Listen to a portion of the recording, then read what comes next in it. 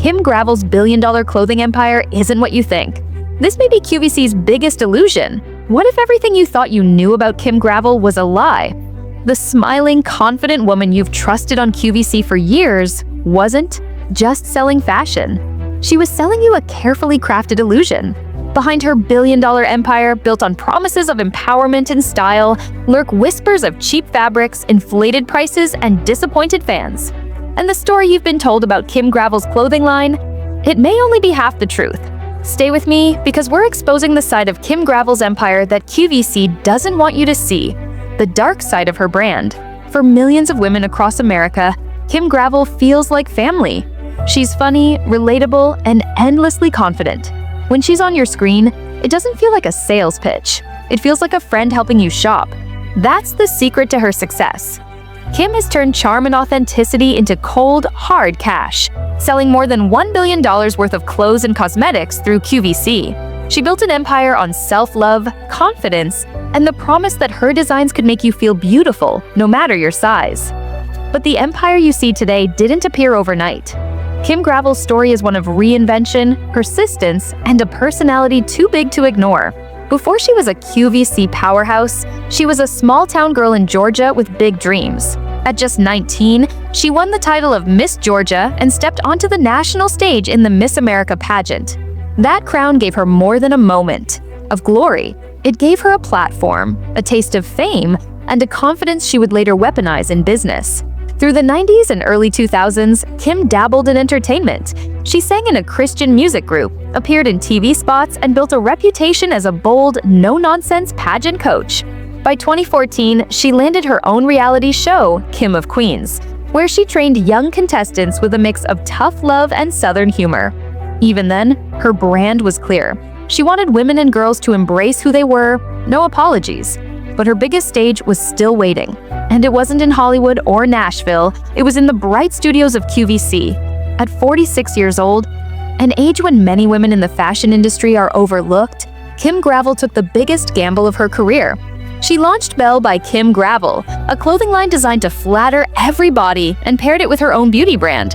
Unlike most newcomers, she didn't get 10 minutes of airtime. QVC handed her 3 full hours. It was a massive bet on her personality, and it paid off. Viewers fell in love instantly. Kim wasn't stiff or rehearsed. She was real. She cracked jokes, shared stories, and reminded women at home that confidence mattered more than perfection. Her message resonated, and her products flew off the shelves. Within a few years, she became one of QVC's top sellers, commanding prime slots and launching spin-off collections, like Belle Beauty and Belle Beach. By 2025, Kim Gravel's company had crossed the billion-dollar mark in sales. From beauty queen to billion-dollar businesswoman, Kim Gravel's rise sounds like a dream. But behind the sales figures, the flashy TV spots, and the empowering slogans lies another side of the story, one filled with angry customers, accusations of inflated prices, whispers about quality, and growing resentment among longtime QVC shoppers. And that's where the cracks in her empire begin to show. The first and loudest criticism of Kim Gravel's clothing empire is quality. On air, Kim calls her clothes high-end and boutique fashion. She speaks of luxury fabrics, flattering fits, and timeless style. But many customers say what arrives on their doorstep doesn't live up to those promises. Some complain of fabrics that feel thin and cheap. One customer described a top sold as French terry that felt more like flimsy polyester. Another said every shirt she purchased from Kim's line was see-through, forcing her to wear layers underneath. For women paying $50 or $60 per top, disappointment turned into frustration. Others point to construction issues. Threads unravel, seams twist, and pants lose their shape after a few washes. A pair of jeans that look sleek on air may bag at the knees in real life. A tunic that promises structure may cling awkwardly instead. One buyer complained that Kim's pants always felt like they were sewn backwards. While some shoppers adore the fit, others find it inconsistent and unreliable. The disconnect between the polished presentation and the product in hand is a recurring theme. Then there's sizing. Kim markets her line as inclusive, with extended sizes meant to empower women of all shapes. That sounds great, but online chatter accuses her of vanity sizing, garments labeled smaller than their true measurements, making women feel like they fit into a smaller size. For some, it's a confidence boost. For others, it feels like a trick. Meanwhile, inconsistent fit frustrates buyers. A medium in one top may fit like a large in another. Jeans that fit one woman perfectly may slide off another's waist. The result? A high number of returns, a growing sense of distrust, and a reputation for sizing that can't always be counted on.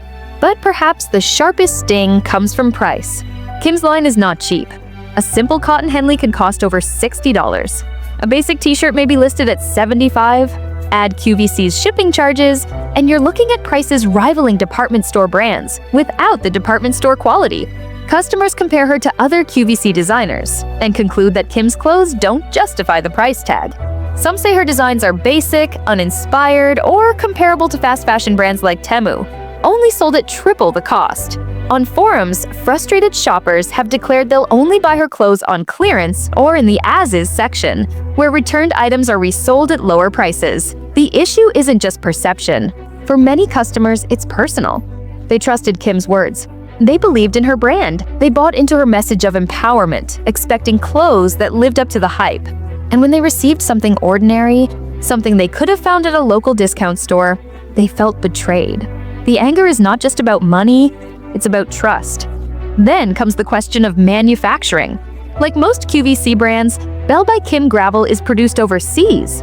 There's no scandal here. Most fashion brands manufacture in China, Vietnam, or Bangladesh. But for some customers, the lack of transparency matters. When a brand calls itself boutique and high-end, buyers expect something more than mass-produced imports. Rumors circulate online that Kim's line comes from the same factories as ultra-cheap fast fashion brands. Whether true or not, the perception adds to the criticism. Why pay $75 for something that looks and feels like it came from a $5 retailer? Kim's partnership with QVC fuels both her success and her controversy. QVC has given her more airtime than most brands ever see.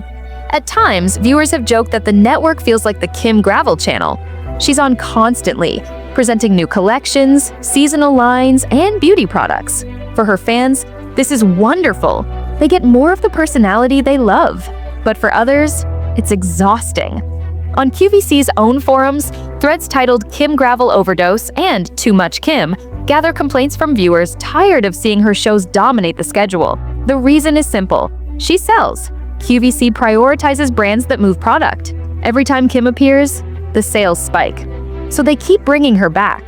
But this strategy creates a cycle. The more she's on air, the more people buy. The more people buy, the more returns pile up when the products don't meet expectations. The more returns, the more negative chatter spreads online. In this way, QVC's promotion of Kim amplifies both her success and her backlash. Of course, not all feedback is negative. Far from it. Kim Gravel has an army of loyal fans who adore her clothes. Many women say her jeans are the best-fitting pants they've ever owned. They praise the stretch, the comfort, and the flattering cuts. They rave about tops that make them feel stylish without sacrificing ease. For plus-size women in particular, Kim's line fills a gap. Fashion-forward pieces that fit curves comfortably. Fans also love Kim herself. They see her as authentic, funny, and relatable. They appreciate that she shares her struggles, from weight gain to health scares, and still encourages women to love themselves. For these fans, the clothes deliver exactly what Kim promises. They feel beautiful. They feel confident. They feel part of something bigger than just shopping. And that emotional connection is powerful. It's what keeps them coming back, ordering item after item, defending Kim against critics, and celebrating her success.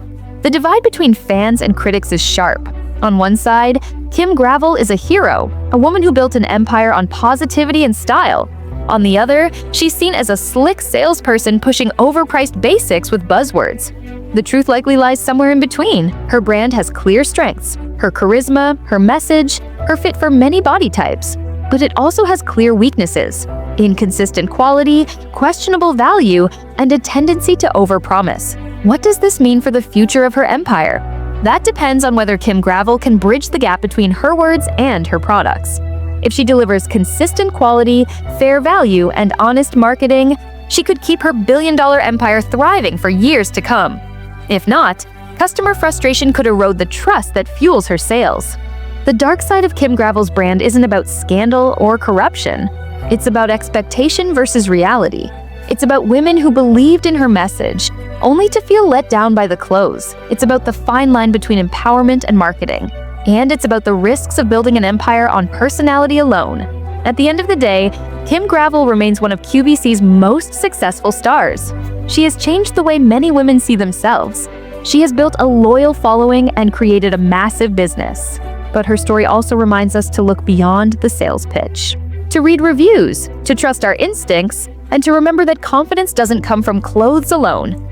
So, what do you think? Is Kim Gravel's clothing empire a beacon of empowerment or an overpriced illusion wrapped in Southern charm?